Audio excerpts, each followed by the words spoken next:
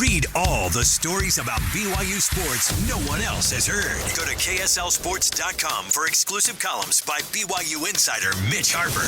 That's KSLSports.com. Welcome back into First and 12 on this Tuesday night, a important night on the college football calendar as the first college football playoff rankings were revealed, and we'll dive more into that coming up in hour number 2, along with unveiling our weekly Big 12 power rankings. So a lot of rankings to dive into in hour number 2. But right now, we got to hit our Big 12 Sound Roundup. Big 12 Sound Roundup. Check 1, 2. The best bites, cheap shots, and excuses from Saturday's post-game news conferences.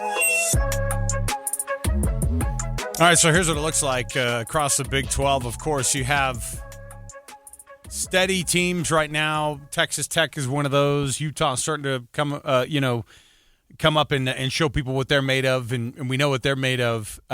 ASU with an impressive win at Iowa State. I think we were all looking and going, no, I don't think they're going to be able to do it. Jeff Sims, no way, they can't do it. There's no way that they could pull this thing off. But the very first thing I think right off the bat we need to listen to is some splaining that Coach Prime had to do on what they're going to do going forward, because Juju Lewis, the 5-star superstar out of Cedar Hills High School. No, I think he's actually a Carrollton High guy, but he's a 5-star kid out of Texas. Much publicized, of course, coming in and getting that commitment from him. Coach Prime and his program, they've decided to turn the page totally on Caden Salter. This is going to be their quarterback after another absolute drubbing, this time at the hands of Arizona. Here's what Coach Prime said about starting Juju Lewis at quarterback. Hey, Coach. Hope you're doing well. Nikki Edwards, Yahoo Sports. What went into your decision to give Julian Lewis the nod this week? Common sense. Common sense. It's so simple. That's such a Coach Prime cut, and that's why I made the Sound Roundup, because, yeah, common sense. Caden Salter has been brutal.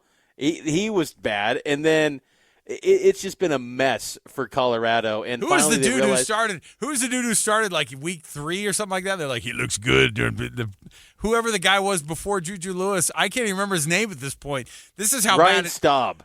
Ryan Staub, and he came in against Arizona, man. and he was a mess too. So it's just common sense, and that's just classic Coach Prime. And look, the aura of Coach Prime has taken a hit as of late, because these last 2 games, terrible. The way they've played against Utah and Arizona, it looks like a roster that is checked out. They don't care what their baggage is, whether it's Louis or whether it's Samsonite. They don't care. They want to just exit and get onto the portal. But I do think that, Coach Prime can ignite a little bit of excitement with going with the Carrollton, Georgia native in Juju Lewis, and see if he can have some success going forward, because I think Colorado's got some decent talent. They just don't have the star power anymore. They don't even have the home run guys like I'm not even going to say Travis Hunter, but they have Jordan Seaton. That's about it. Everyone else is just really mediocre, and it makes you wonder if long term, if Coach Prime does stay around, because the health concerns make you kind of pause on whether or not he's going to be in it for the long haul. I believe Coach Prime wants to coach as long as possible. I think he truly loves it in college football. But at the same time, does he have to rethink how he's building rosters? Because the portal's great, and you can flip that thing in a hurry, but when it goes south, it can go bad in a hurry. And I think right now for Colorado, that's been the case. So I'm trying to figure out what I know that so their take on West Virginia, right? Isn't that what are they going to West Virginia too? Mm-hmm. Talk about 2 coaches who are looking across the other sideline going, hey, look, we're trying to figure this out too. And Coach Prime and Coach Richrod looking at each other going, we're too freaking old for this, man. To be facing each other this late in the season, neither of us have a quarterback who wants to, rise to the top. What is the problem here? People used to want to come and play for us, man. We used to have superstars across the board. Yeah, and now – how the mighty have fallen, at least for this season. We'll see how they can turn that thing around. And the mighties are now rising in West Texas with Joey McGuire and these Texas Tech Red Raiders. They're going to be hosting College Game Day for the first time since 2008. It's flashbacks to the days of Michael Crabtree, and Joey McGuire talked about getting College Game Day to Lubbock and his history with that pregame show. I've been a part of it. I was part of it in 2019, and man, just the atmosphere for our student body, for our fans, and then we're going to have the class of college football when you talk about Herb Street, and I've known him for a really long time. I played in the Herb Street Classic against Cincinnati LaSalle, so I've known him since then, and man, I can't wait to see Coach Saban. He's a rock star. Pat, I'm hoping we set Pat up out on our balcony, where he can do the show from the balcony, and he's facing the north end zone. I mean, that's going to be incredible, and it's just so special to have College Game Day because it's one of those deals. It really is. It's a dream as a player to be a part of that. What's great about that is that's a guy. I mean, listen to the way he talks about it. He's saying all the right things. He's doing all the right things. This guy is a soldier for Brett Yormark in the Big 12, right? He's like, I just can't wait to get Pat in here, and I can't wait. Like, these are things you would never hear Kyle Whittingham say, like, I can't wait to get Pat set up on my back porch and be hanging out.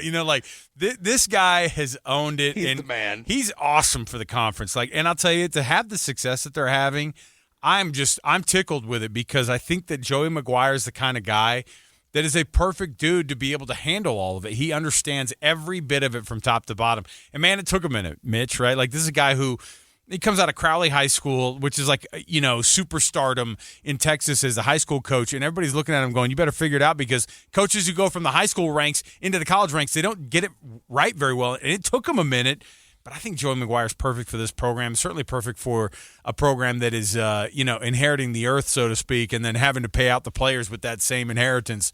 And I think that they're doing a phenomenal job, and it's a great place to host. And I'll tell you, too, having been to Lubbock, and you're gonna find it out this weekend, Mitch, there ain't nothing out there. I mean, it is to do it there is going to be impressive. And so I'm telling you, I think the world of Joe McGuire, and I think he totally gets it. He really does. And a guy that also gets it at his program is Kenny Dillingham at Arizona State. The Sun Devils this week are on a bye, and after that big win over Iowa State, Dillingham did something that I don't think I've ever heard a coach do. He's giving them the entire week off during the bye. This was Dillingham. They're off till next Sunday. Yeah, never done that. Never been around somebody that does it. This has been an emotional season, physically, mentally. These guys need to get away, and they need to come back ready for a 3-game stretch where we can accomplish anything we want to accomplish. So I want these guys to get away. Like I said, this is not just physical. We're banged up. The emotions of this season have been strong. They've been high. So we got to get these guys away, the coaches away, and to come back in this thing rested mentally and physically. We're going to have a physical practice on Monday when they return so we can get into a normal Tuesday week. That way when we practice, we can be physical, we can be violent, we can be intentful. But, yeah, we're going to take the entire week off. I love Dillingham's the man. Yeah, and I will say, Alex, the jaded side of me as a media member, part of me's thinking, is he just saying, "Hey, everyone leave so I can have some coach interviews"? I was gonna say, are you going to do the private jet tracker as soon as we get done with the show right now? I know that's what I'm gonna do. Hey, everybody, why don't you go off and head out to Mexico with your family, go have a good time. Just go. You're fine. Go. Listen, the cynical part of me thought the same thing today, and yet I can't. I don't have the. Mitch, I don't have the energy to start trying to look around and going, but Kenny Dillingham, remember all the stuff he said about the Valley? Like, man, I just don't have it in me to, chase all that down. There are 1 million Power 4 jobs open now, and it'd be hard to think that none of these people aren't calling him at the very least or calling his representation. It's how it works, man. He's got to stay. He's got to stay in the Big 12. But listen, $9 million at Auburn isn't worth a dang thing a year when you start to really think about it. It really is not. Sure. So he needs to stay there. I think he understands it. Boy, I really hope so. And I hope it doesn't start off a string of crazy hirings and firings as we go along here. As we go along, we're getting into hour number 2 next. We'll stay right here, get you your Big 12 Power Rankings next. Stay tuned in. It's 1st and 12 right here on KSL News Radio. Mitch Harper and Alex Kirry. We'll see you right around the corner here. We got more to go. Stay right here with us.